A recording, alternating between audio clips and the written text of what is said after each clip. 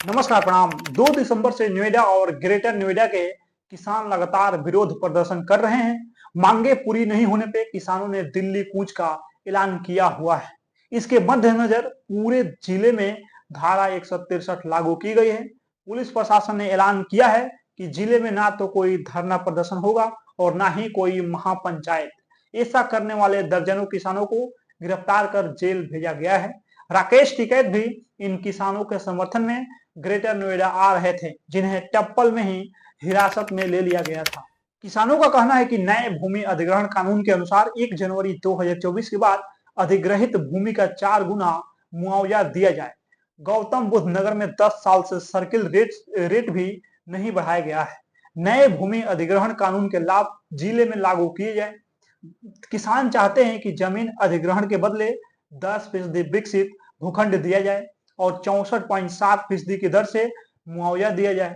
भूमिधर भूमिहीन किसानों के बच्चों को रोजगार और पुनः विकास के लाभ दिए जाए। हाई पावर कमेटी की सिफारिशें लागू किया जाए।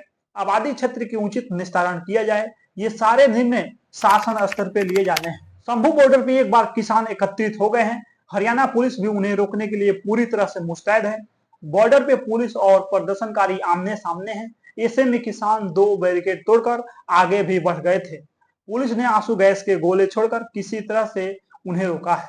दिल्ली कूच करने से इस सफर में किसानों की कुछ ऐसी मांगे हैं जिन्होंने साल के शुरुआत से ही तूल पकड़ना शुरू कर दिया था।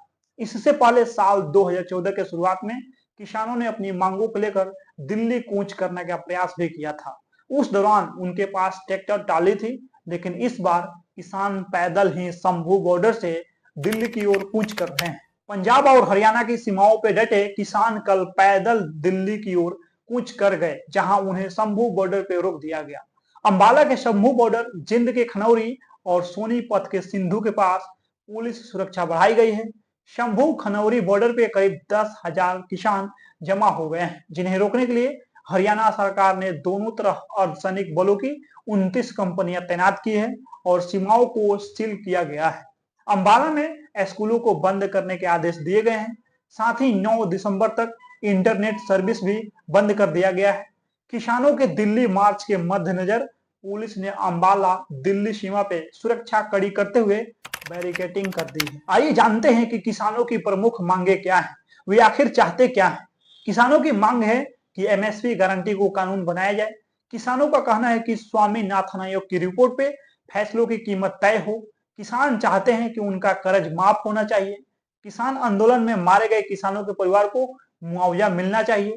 किसान ये भी चाहते हैं कि भूमि अधिग्रहण अधिनियम 2013 दोबारा लागू हो। विद्युत संशोधन विधेयक 2020 को रद्द करना चाहिए। किसान चाहते हैं कि लखीमपुर खीरी के कांड के दोषियों को सजा मिले।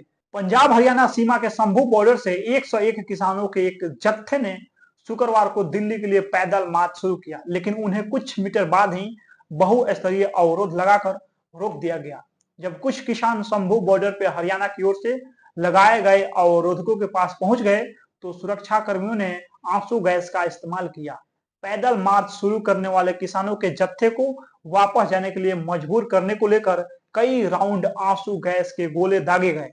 कुछ किसान सड़क से लोहे की किले और कंटीले तार उखाड़ते नजर आए हैं और उन्होंने धुएं से बचने के लिए गीले जूट के बोरे से अपने चेहरे ढके हुए थे।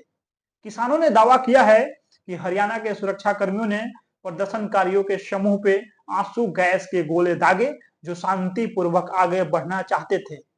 प्रदर्शनकारियों ने दावा किया है कि कुछ किसानों को चोटें आई और उन्हें एम्बुलेंस से अस्पताल ले जाया गया। जत्थे ने दोपहर 1 बजे अपना मार्च शुरू किया था, लेकिन कुछ मीटर दूरी पे उन्हें हरियाणा सरकार द्वारा लगाए गए बहुस्तरीय अवरोधकों से रोक दिया गया।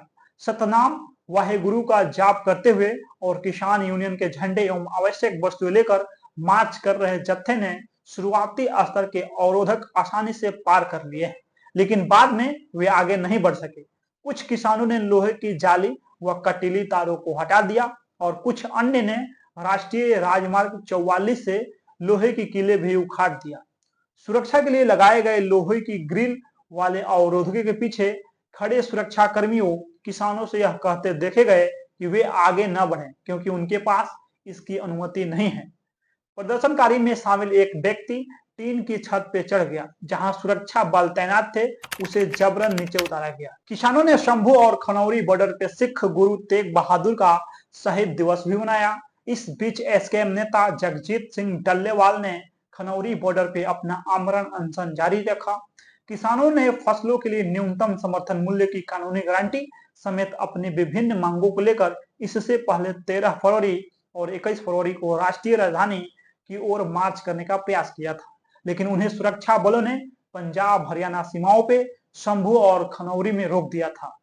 सुरक्षा बलों द्वारा दिल्ली की ओर से मार्च करने से रोके जाने के बाद वे 13 फरवरी से पंजाब और हरियाणा के बीच शंभू और खनौरी बॉर्डर पे डेरा डाले हुए हैं। संयुक्त किसान मोर्चा एवं किसान मजदूर मोर्चा के बैनर तले किसानों ने अपनी मांगों के समर्थन में इससे पहले पैदल दिल्ली कूच करने की घोषणा की थी। उनकी मांगों में फसलों के न्यूनतम समर्थन मूल्य की कानूनी गारंटी और कई अन्य मांग शामिल हैं। किसान नेता सरवन सिंह पंधेर ने मार्च शुरू करने वाले 101 किसानों को मर्जी वड़ा कहा था, यानी ऐसे लोग जो किसी मकसद के लिए जान दे देने को तैयार हो जाते हैं, उन्हें मर्जी वाला कहा जाता है। सरवन सिंह पंधेर ने हरियाणा प्रशासन द्वारा पैदल मार्च में रोक लगाए जाने की आलोचना किया है। अगर सरकार उन्हें पैदल मार्च निकालने से रोकती है तो यह उनकी नैतिक जीत होगी, क्योंकि उनके नेता कह रहे हैं कि अगर किसान ट्रैक्टर ट्रॉली नहीं लाते हैं तो कोई आपत्ति नहीं होनी चाहिए। इसलिए अगर हम पैदल दिल्ली जाते हैं तो किसानों को रोकने की कोई वजह नहीं होनी चाहिए। बाकी इस वीडियो में आप लोग अपना प्रतिक्रिया दे दीजिए। मिलते हैं अगला वीडियो में। बहुत बहुत धन्यवाद।